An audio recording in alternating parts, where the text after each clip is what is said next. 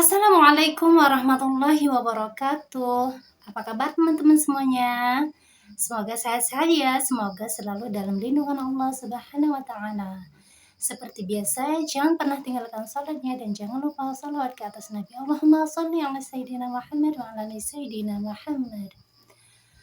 Oke, teman-teman, jumpa lagi dengan aku. Di video kali ini aku mau bahas tentang apakah benar kalau seorang wanita muslimah yang memakai jilbab, khimar atau kerudung yang panjang banget atau yang selalu serba hitam itu menunjukkan bahwa wanita tersebut adalah ahli agama. Simak terus ya sampai habis. بنت النبي فاطمة أم الحنون الوصول. Nah, teman-teman, pernahkah kalian itu ketemu atau dari kita sendiri ya, ketika kita melihat ukhti-ukhti yang pakaian serba hitam atau jilbab, khimar ataupun semacamnya sampai ke hampir menyentuh lantai, hampir menyentuh mata kaki, pakai khimar yang sangat panjang yang menutupi seluruh bagian tubuh bahkan sampai ke ujung kaki. Kita bakal berpikir bahwa muslimah itu ukhti tersebut adalah seorang ahli agama atau seorang yang pandai agama dan hafal, pasti banyak hafal surah-surah ataupun ayat-ayat Al-Quran, ataupun bisa juga hafal banyak hadis. Nah, ternyata teman-teman, tidak semua ukhti-ukhti muslimah yang kalian lihat maupun di sosial media ataupun di kalian atau kita sering ketemu dimanapun, baik pasar ataupun di tengah jalan, tidak semua ukhti-ukhti itu banyak hafal surah-surah dalam Al-Quran ataupun banyak menghafal hadis ataupun pintar dalam agama. Karena pakaian dengan itu semua yang pastinya ada kaitan, tapi itu bukan jaminan bahwa kalau pakaiannya itu panjang terus sampai lengser ke tanah, bahwa itu menunjukkan wanita yang ahli agama. Karena aku pun merasa bahwa aku memakai cadar, memakai penutup wajah, tapi bukan berarti aku hafal banyak surah-surah, hafal ayat-ayat Al-Quran ataupun hadis. Ya Allah, sebenarnya kalau mau ngomongin ini aku malu, apalagi lihat hafiz yang hafal beberapa juz Al-Quran. Sebenarnya aku malu ya. Tapi insya Allah malu, artinya malu ini ya ada rasa iri terhadap sesuatu yang baik dan itu diperbolehkan. Dan pengalaman aku juga ya, aku kan sering nonton podcast tentang mu'alaf, tentang kajian-kajian ilmu, bukan hanya dari seorang ustadz guru ini ataupun harus ustadz yang ini. Aku juga belajar dari banyak mu'alaf yang baru hijrah ataupun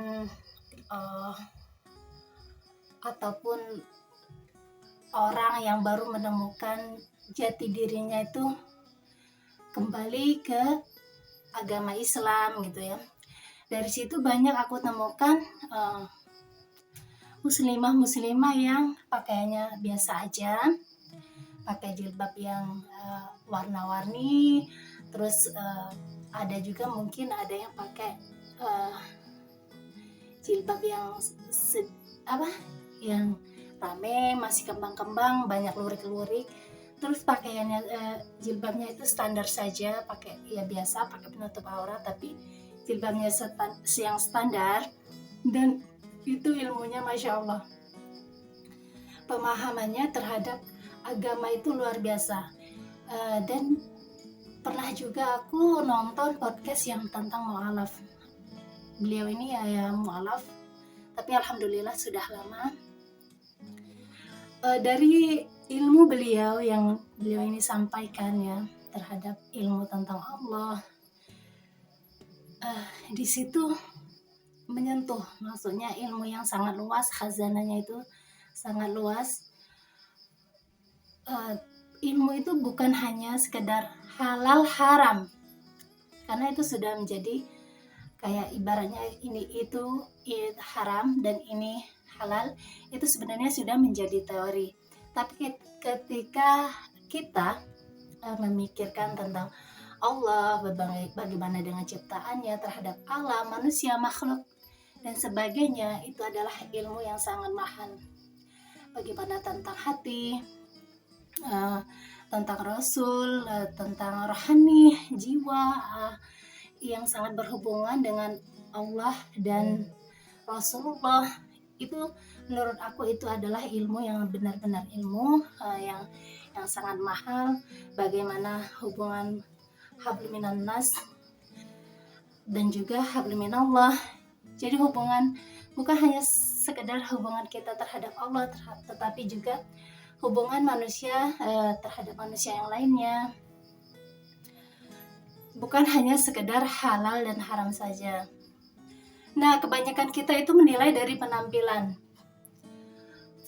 Sebenarnya ya, penampilan juga pendukung dari suatu bahwa orang itu sedikit banyaknya memahami tentang agamanya. Tapi bukan semata-mata bahwa yang berpakaian sederhana, berpakaian yang standar, yang biasa saja, tidak menutup seluruh sampai ke kaki, hanya menutup sebagian dada dan pakai gamis yang longgar, pokoknya masih syariat, itu kebanyakan ada ya, banyak juga, alhamdulillah, insya Allah, kayak istri-istri Gus ya, kayak Gus itu kayak ya panggilan dari anak Ustadz apa ya, yang orang Jawa gitu ya, Gus, kayak Gus Baha, Gus Miftah misal. Nah, istrinya ini biasanya disebut Ning. Ning itu juga anak keturunan kiai. Mereka berpakaian sederhana, tetapi masya Allah ilmunya itu luar biasa. Nah, berarti bukan semata-mata kita itu hanya melihat dari penampilan. Dan seperti yang aku sampaikan sebelumnya, karena aku merasa aku memakai cadar, aku menutup wajah, aku berpakaian khimar yang panjang, jilbab yang panjang, bukan berarti aku hafal banyak juz Al-Quran, bukan berarti aku hafal banyak hadis. Yang kenapa alasannya karena aku suka yang jilbab panjang, karena aku orangnya sudah risih kalau pakai jilbab yang standar kalau keluar rumah. Kalau di dalam rumah oke lah, no problem ya. Tapi ketika keluar rumah aku sudah risih, aku gimana gitu ya. Tapi sebenarnya kalau kita pakai gamis, pakai kaos kaki, gamis yang longgar ya, jilbab yang standar yang sudah menutup setidaknya menutup dada sampai pokoknya tidak membentuk lekuk tubuh, sebenarnya itu sudah cukup ya. Dan yang tertutup, yang selalu pakai pakaian serba hitam, terus yang tidak pernah upload foto atau video di media sosial, itu pun bukan berarti itu pun tidak menjamin bahwa ukhti ini seorang yang apa ya, yang baik banget, enggak, tidak menjamin ya. Karena kenapa aku berani bilang begitu? Ya insya Allah ya, insya Allah baik lah ya, insya Allah, karena mereka mungkin paham juga. Tapi kan mungkin ya, insya Allah nggak ada juga. Kalau ia nggak pernah upload foto atau video, yang selalu menyembunyikan diri dan identitasnya dari sosial media, tapi hatinya masih pandangannya lah ya, kita jangan sebut hati ya, karena kita tidak tahu hati seseorang.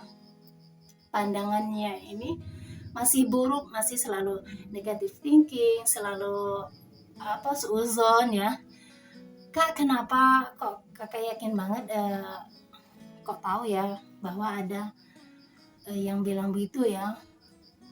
Enggak yakin, tapi insya Allah mudah-mudahan. Tapi jika ada ya, kalau ada yang kayak gitu kan, artinya yang tertutup, yang selalu bersembunyi di balik layar itu pun bukan seorang yang baik juga. Bisa jadi ada juga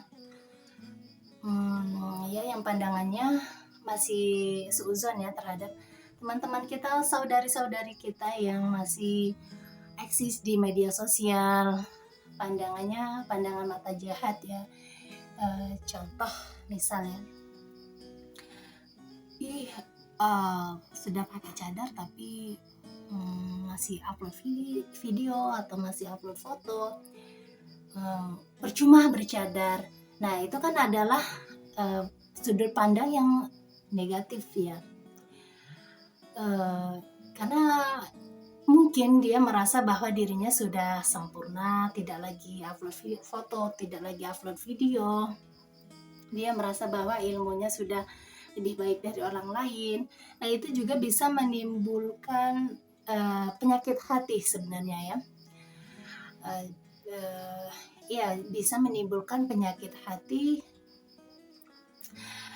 karena menilai buruk terlebih dahulu saudari-saudari kita yang lainnya.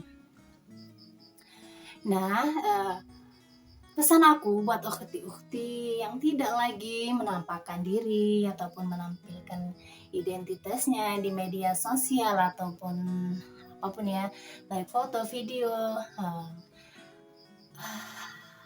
Masya Allah, aku apresiasi banget ya, Masya Allah, Alhamdulillah, semoga istiqomah.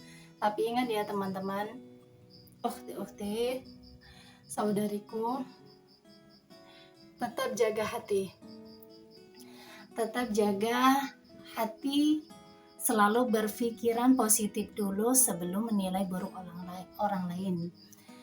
Karena seburuk-buruk manusia itu jika masih bertuhankan Allah Subhanahu wa taala, insya Allah mulia di mata Allah, baik di mata Allah, insya Allah masuk surga ya.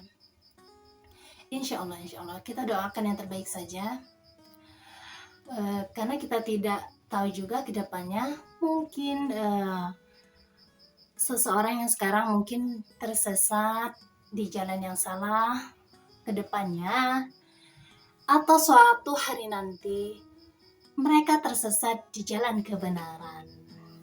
Oke, itulah teman-teman yang aku bisa sharingkan ke kalian semua ya. Salah dan mohon maaf aku jika salah itu kesalahan diri aku pribadi, dan jika itu benar datangnya dari Allah, cukup dimaklumi karena aku orang yang biasa, bukan ustazah, bukan ahli agama, ahli ilmu, tapi aku pengen sharing, aku pengen juga memberi manfaat, setidaknya 1 atau 2 kata yang bisa kalian ambil kebenarannya ya. Semoga bermanfaat. Assalamualaikum warahmatullahi wabarakatuh. Bye bye.